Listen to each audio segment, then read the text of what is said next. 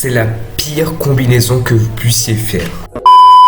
En tout cas, avant que la vidéo commence, n'hésitez pas à vous abonner en cliquant juste ici, à liker, partager et à me dire, dites-moi les amis en commentaire ce que vous en pensez de ce type de vidéo. Aujourd'hui les amis, on va voir la pire combinaison de macronutriments que vous pouvez faire. Combiner certains macronutriments peut avoir un effet sur votre corps et un effet vraiment désastreux. Alors lorsqu'on parle de macronutriments, bien évidemment on parle de glucides, lipides et protéines. Alors qu'est-ce qu'il ne faut absolument pas combiner? Il ne faut pas combiner les lipides et les glucides. En pratique, ça donne quoi? Ici, nous avons des cerneaux de noix. Ici, on a du sucre. Si on combine ça, on va tout simplement provoquer beaucoup plus d'insuline et stocker beaucoup plus de graisse. Regardez-moi ce graphique ci-dessous. C'est un graphique qui représente l'insuline dans notre corps au fil de la journée.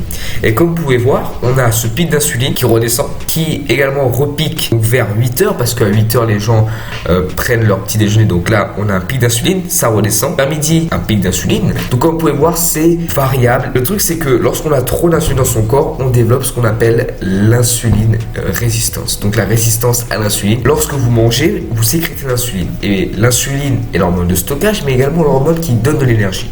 Donc lorsque l'insuline est sécrétée, vos cellules vont s'ouvrir pour avaler l'énergie.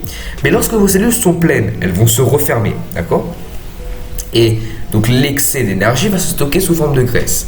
Le truc, c'est que lorsque vous avez trop d'insuline, les cellules ne peuvent pas absorber tout simplement assez d'énergie, assez de nutriments, ce qui fait que ça bloque. Les cellules n'acceptent plus le message donné par le pancréas, parce que le pancréas sécrète l'insuline. Bien sûr, personne ne va manger ça, du sucre avec des cerneaux de noix.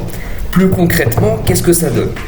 J'ai pris tout simplement du chocolat. Pour les matières grasses, on a 29 grammes pour 100 grammes. Pour les glucides, on a 59 grammes.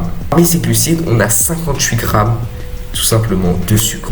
C'est vraiment étonnant parce que, si on apprend à bien regarder la liste des ingrédients et regarder ce qu'on a, donc en tant que chocolat, on n'a que du sucre en fait. Regardez ça, vous avez que 2 grammes de fibres pour 100 grammes. Les fibres sont digérées tout simplement par des microbes dans notre intestin, mais il faut comprendre que les fibres permettent de réduire la conséquence tout simplement de l'insuline sur notre corps. Vous allez me dire, oui, mais si je consomme ça de temps en temps, ça va, c'est en modération. C'est la chose la plus fausse, c'est de consommer en modération, parce que même ça, en modération, ça a un effet sur votre corps, les amis. C'est quoi la deuxième combinaison à ne jamais faire? C'est ça, les amis. Les protéines plus glucides.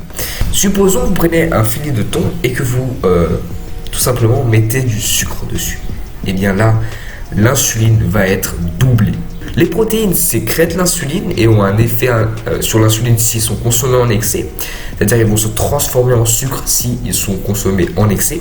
Et les glucides, vous savez, ils ont un effet sur l'insuline.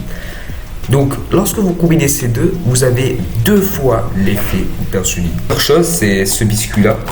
C'est un biscuit où vous avez tout simplement des lipides, des glucides et des protéines. Tout combiné à la fois. N'oubliez jamais ça. Votre corps, c'est un temple. Mettez les offrandes qui ont le plus de valeur.